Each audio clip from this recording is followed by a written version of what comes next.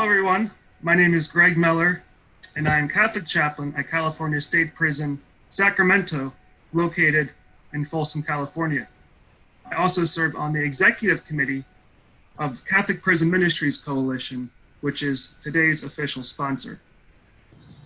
On behalf of Catholic Prison Ministries Coalition, as well as my co-presenters, I welcome you to this breakout session titled, Have You Discerned Prison? And the Call to Prison Ministry. Today's format is broken down into 3 parts, including a part on the spiritual practice of discernment, a part that will consist of personal narratives of the discernment process, and a brief closing reflection. Joining me today are Father George Williams, who is a Jesuit priest and is pastor at St. Agnes Catholic Church in San Francisco. Prior to working at St. Agnes, he served as Catholic chaplain at San Quentin State Prison in San Francisco and has over 20 years of prison ministry experience. Father Dustin Fedden is priest and administrator at 2 parishes in the Pensacola-Tallahassee Diocese, as well as an experienced prison minister. He's also founder and executive director of Joseph House, a house of reintegration for returning citizens. Dr. Catherine Geddick-Soltis is director of the Center for Peace and Justice Education and assistant professor of Christian ethics in the Department of Theology and Religious Studies at Villanova University. She previously served as the lay Catholic chaplain in a Boston area house of correction and currently leads communion services in the Philadelphia Department of Prisons. And Rachel Dowdy works as an occupational therapist at Circleville Juvenile Correctional Facility, as well as Franklin County Juvenile Detention Center in Columbus, Ohio. Rachel completed her undergraduate studies and Masters of Occupational Therapy at Xavier University. As I mentioned earlier, Catholic Prison Ministries Coalition is the sponsor of this breakout. And we encourage you to visit the CPMC website shown on the left of the screen. Like us on Facebook and follow us on Twitter and Instagram. In particular, for those who are in high school or college or work in high schools and colleges, we encourage you to check out the high school and college page on the website found under the Seeking to Minister tab. I now invite Father George Williams and Father Dustin Fedden to lead us in this first part of the breakout and speak to the discernment process and prison ministry. Well, thanks, Greg, and welcome everybody to this breakout session. I'm really grateful that you've shown interest and desire to learn more about prison ministry. And it's something that really does require discernment. It's not for everybody, but I think for those who are called to this work, it can be life-changing. It certainly was for me.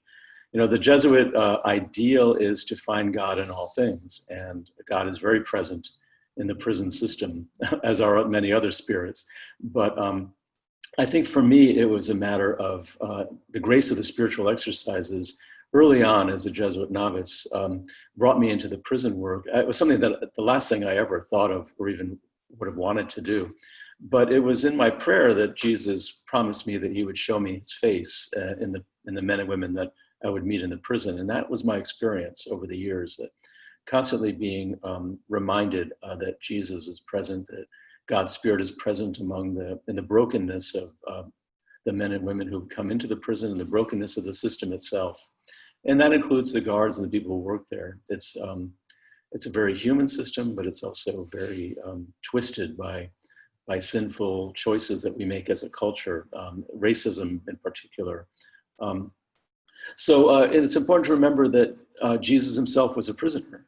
In fact, he was a prisoner on death row. He was executed by the state, as were most of his early followers. I mean, let's see, James, Stephen, Peter, Paul, John the Baptist, countless martyrs. The early Christians were no strangers at all to the reality of imprisonment and execution.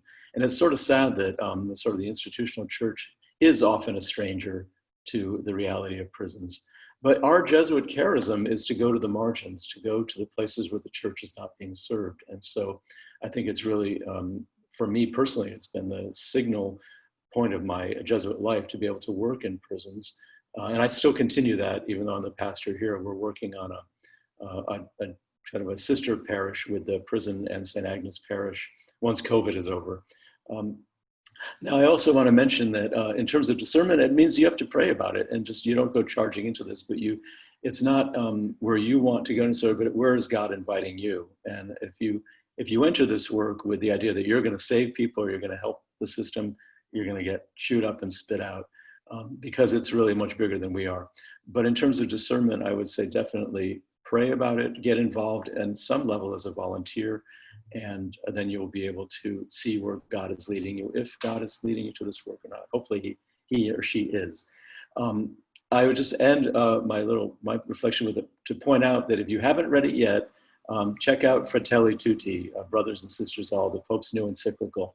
He does an absolutely wonderful, clear, and authoritative job at showing us that the Catholic Church is behind the abolishment of capital punishment around the world.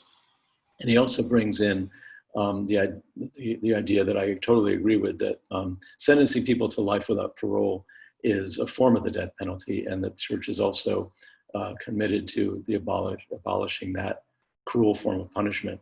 So certainly the Pope is perhaps the best model of discernment, and you can see that very clearly in his most recent encyclical, which is, as encyclicals go, is quite readable.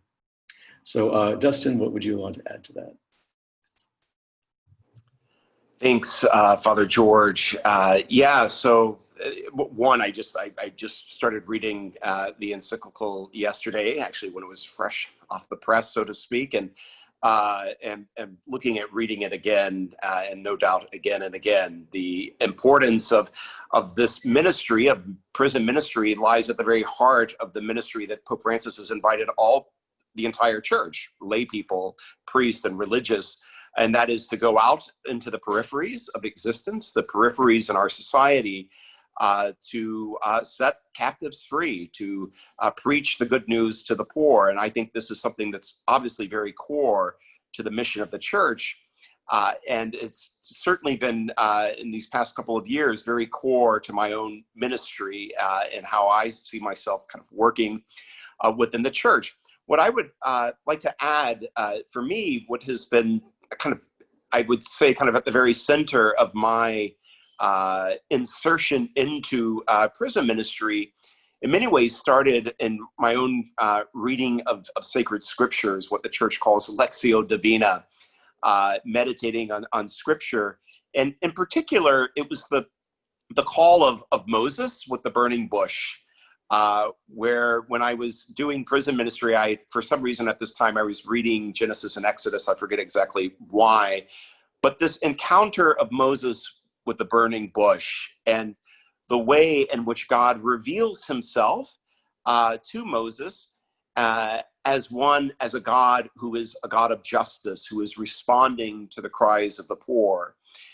And so foundational for me with discernment is the ability to listen, to hear the call, because we don't create our own missions. We don't create our own ministry. It is always a response to our Lord's calling us and inviting us to join him.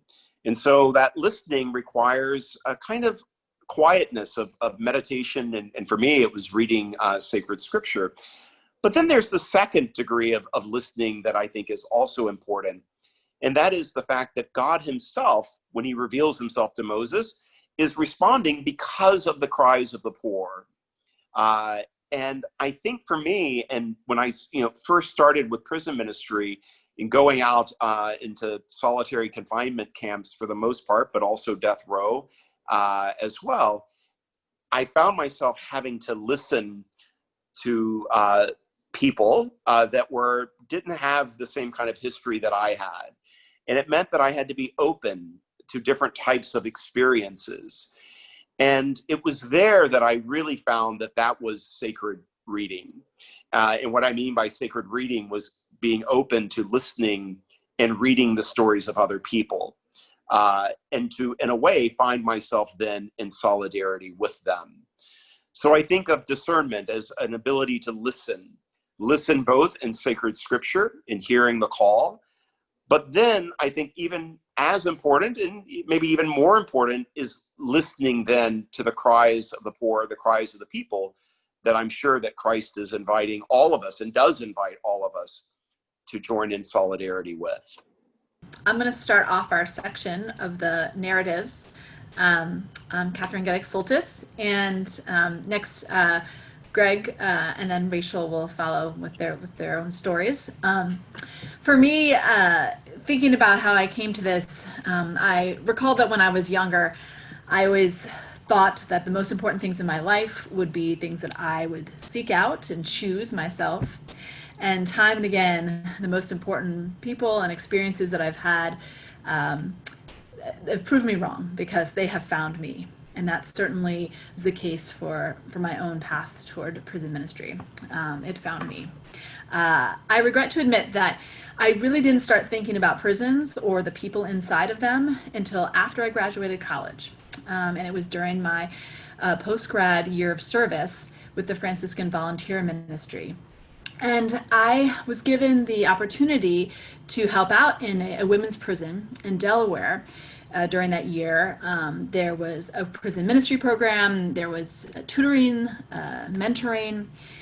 I opted for tutoring and mentoring. I really did not want anything to do with prison ministry. I associated it with a fairly naive, inauthentic space where people would be promising those incarcerated that God would make everything okay if they just believed enough. And so I kept a very far distance from that.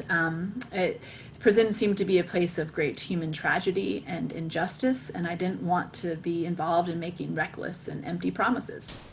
So I did my tutoring and my mentoring, and not ministry, as I called it, but something happened to me, and I encountered people in a way I never had before, in a profoundly honest, raw way, and a deeply human way.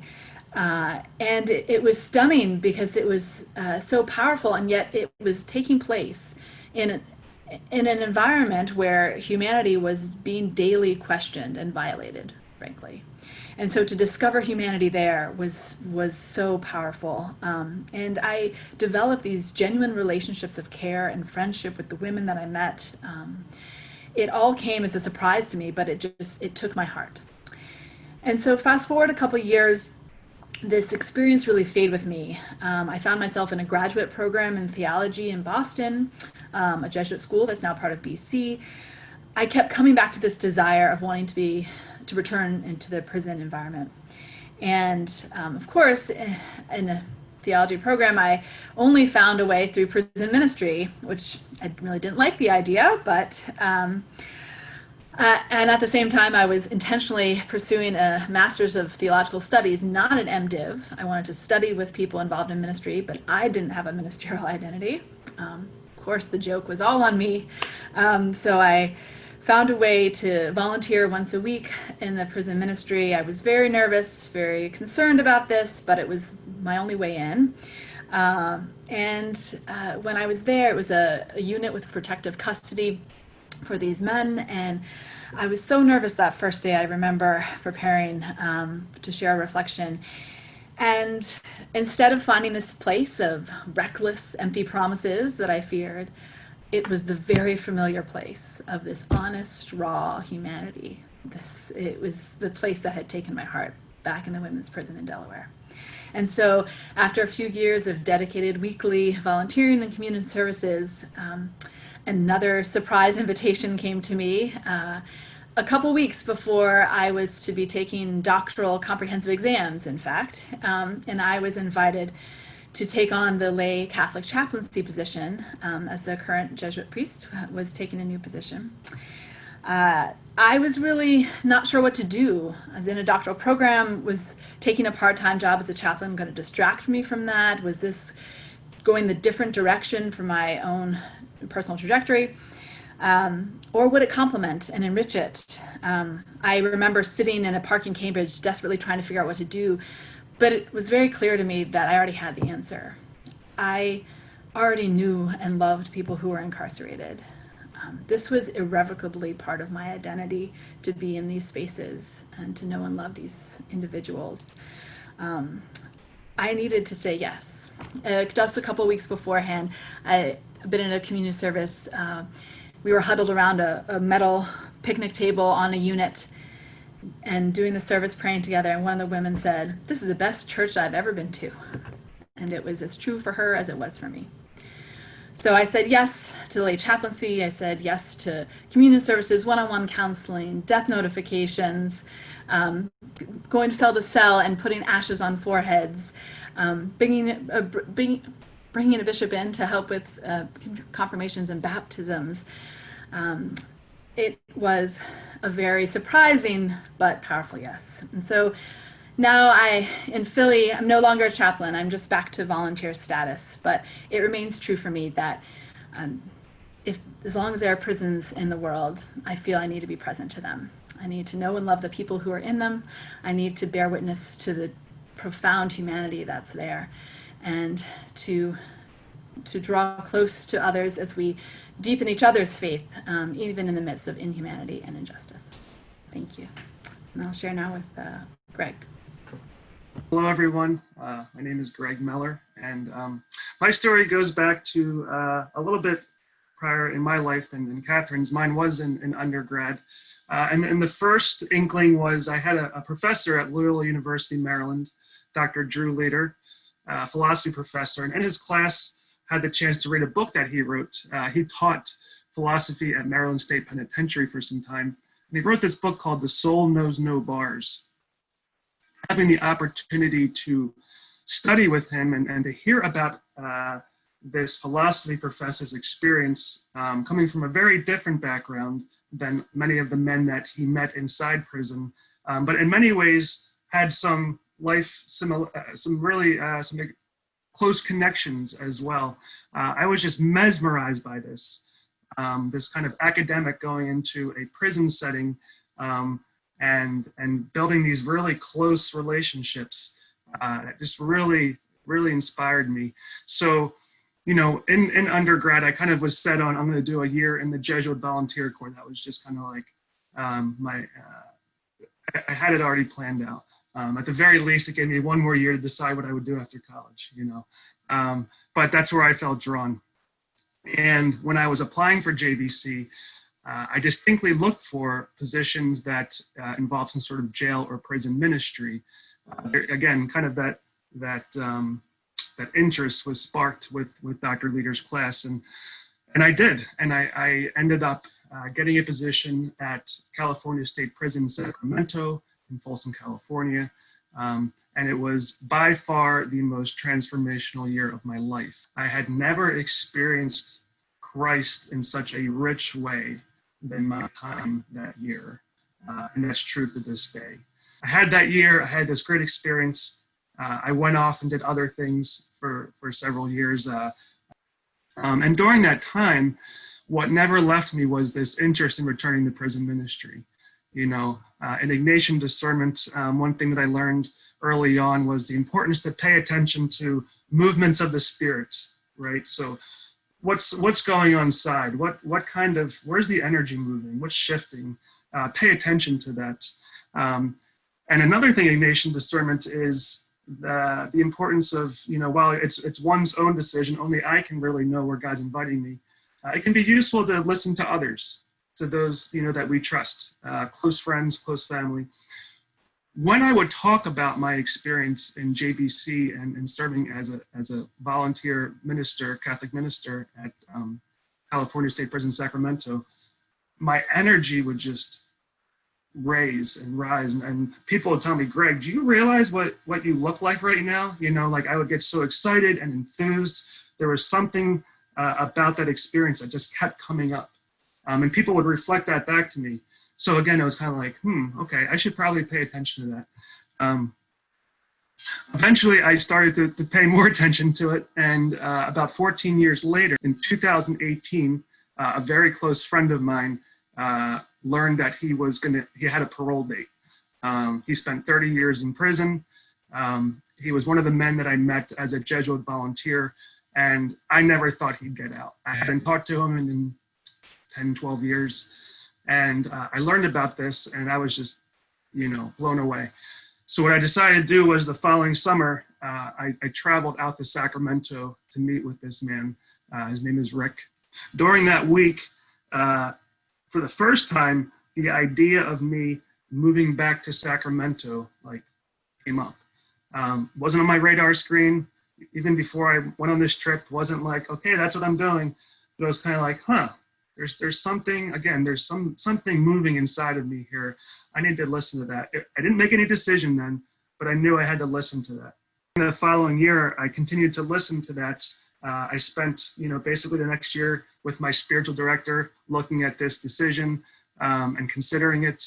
I eventually made a decision, okay, I'm gonna move to Sacramento. For me, the idea of making such a leap of faith is kind of foreign. Like that's very, very hard for me. It's not easy for me just to, pick up and just go without some sort of certitude or know what I'm doing. But at the same time, and Ignatius talks about this, to pray for clarity and freedom. And it was very, very clear to me. I couldn't make sense of it in my head, but in my heart, it was very clear to me, this is what I was to do. And the freedom, I felt rarely in my life have I felt okay with, hey, I'm going to take this chance. And if it fails, if it bottoms out, I'll be okay with it. And that's how I felt. And that's the kind of freedom that I use the term freedom because I felt free to make that decision, regardless of what happened. So I made the move. Many things somehow fell into place. And, I shortly learned after deciding to move that the chaplain at the same prison I worked at as a JV was going to be retiring. And again, a bunch of things fell into place. And I started as the full-time Catholic chaplain at CSBC, California State Prison, Sacramento, January of this year. Prison ministry is very challenging. There's many days where I'm stressed out and it's hard. And I think, gosh, this is just, what did I get myself into sometimes? But at the same time, there's this, so many confirmations, right when I'm kind of getting to a space where I'm feeling like, this is really too much. I have an experience or a conversation with an inmate or even a staff member, and that kind of reaffirms, yes, this is where I'm to be. I think too, one thing that George hit on was just, to look at different ways to consider it. I think the best way, as Catherine and I did, was just to start maybe volunteering a little bit. There's many ways to volunteer, to be involved, but that's a good starting point. So thank you, and I'm going to pass it along to Rachel. Thank you, Greg. As Greg mentioned earlier, I'm an occupational therapist, which means my job is to help people meaningfully participate in their lives, whether that means helping them build new skills or overcome barriers to their participation. I was drawn to the profession because I think the philosophy of it is very in line with my faith, the idea that every person matters. And many occupational therapists work in hospitals or school settings, helping people with physical disabilities overcome barriers to participation. And I thought I would do that too. My mom's a nurse, and I always wanted to follow her footsteps and work in healthcare. But God's plans for me were very different. As an undergrad student at Xavier University, I was very involved in the Faith and Justice office on campus. I loved the fellowship. I loved learning about principles of Ignatian spirituality and also the challenging lessons about systemic injustice in our country. This led me to participate in a justice-focused internship over the course of 2 summers, and that made me realize just how little I knew about the world around me. I didn't know anything really about the criminal justice system up until that point. At the same time, I started taking classes related to my major, and I found that I had this deep hunger to learn more about justice issues, but I just didn't feel that same curiosity when I was learning about things like hip replacements or how to help a patient recover from a stroke. It didn't connect with me. So I did become pretty disheartened as I started grad school, and felt like I was giving more time and more energy to things that I didn't care deeply about. Then in one of my classes, we watched a British film called Green Fingers, and it's about a group of inmates who start a garden while they're in prison. And nurturing this garden helps them change their own identities. They see themselves, instead of takers of life, as givers of life. And I was really inspired by the film and started to think a lot about how, as an occupational therapist, could I contribute to transformation like that in the criminal justice system. And kind of at that time, I had an opportunity to apply for an independent study. I chose to study mass incarceration. So as part of that, I got to spend 3 months in England volunteering in a day program for women coming out of prison. And there, I really just hung out with the women all day. We did art activities and learned boxing, and I helped them apply for jobs. And I really connected to their experience of healing in what I was going through in my own life, and also kind of that was the healing that campus ministry at Xavier had kind of given me. So I returned back to Xavier for my final year of grad school, and I was determined to figure out how I could be an occupational therapist but still pursue my interest in corrections, even if that job didn't exist. I just felt very called to do that. I asked professors to modify my clinical placements, and they did. I took a criminal justice class, an inside-out prison exchange class with men who were incarcerated. I worked as a graduate intern in the Faith and Justice Office, even though my professors told me that I couldn't. And I volunteered with the church at a correctional facility, leading men and women in Sunday services. So I thought all of these experiences would help me find answers, but as graduation got closer, I found I had more and more questions. So I continued to talk to mentors. I argued with my mom a lot about it. I prayed a lot, and I questioned myself even more.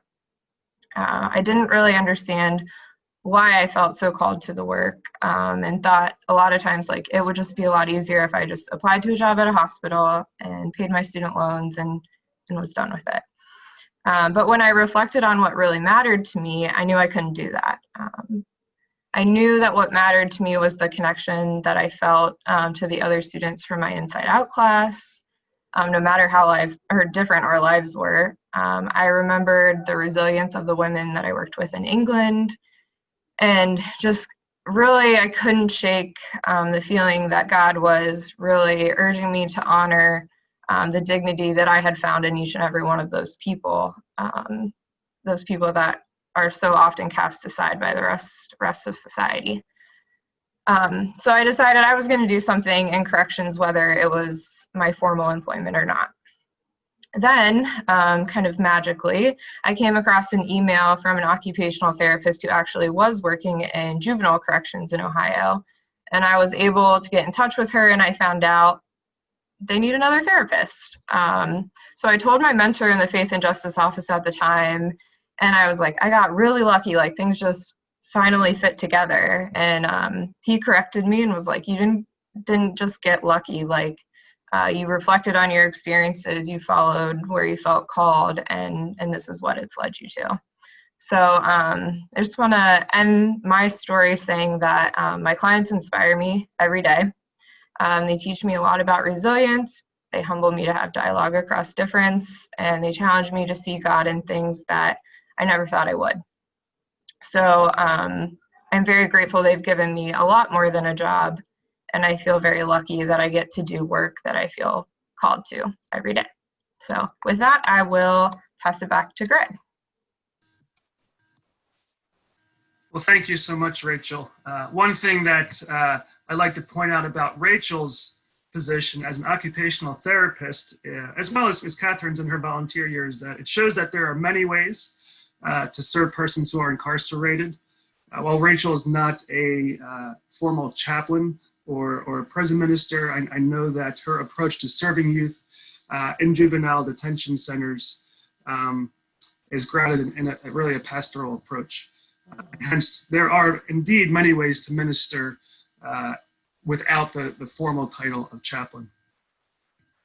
So I'd like to again thank my co-presenters today, Rachel, Dr. Catherine Geddick-Soltis, Father Dustin, and Father George. I'd like to share a quote from a very important document from the United States Conference of Catholic Bishops that was released about 20 years ago in 2000, titled Responsibility, Rehabilitation, and Restoration, a Catholic Perspective on Crime and Criminal Justice. In this statement, the bishops state, there should be no prisons, jails, or detention centers that do not have a regular ongoing Catholic ministry and presence. And I think this is a clear message to all members of the Catholic Church that we have a responsibility and are called to discern the role of ministering to and serving those affected by incarceration and detention. And finally, of course, in Ignatian spirituality and discernment, and for those who are involved in campus ministries, we know that asking good questions is super important. So I wanted to leave you with some questions for reflection.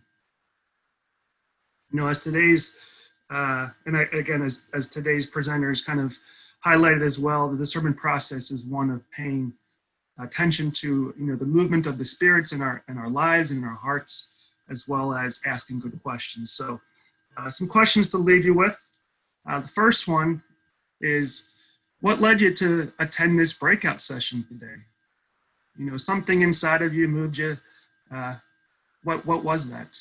And how might you continue to pay attention to that, to whatever it was that moved you? A second question is, what did you learn about discernment? Hopefully you picked up on something today that you can take with you and utilize in your own life. And again, how can you incorporate that, what you learned? What is one way that you might become involved in serving persons who are incarcerated or detained? Maybe not today, but perhaps in the future. Keep that question open. And then finally, were there parts of the presenters' personal stories that caught your attention and spoke to you?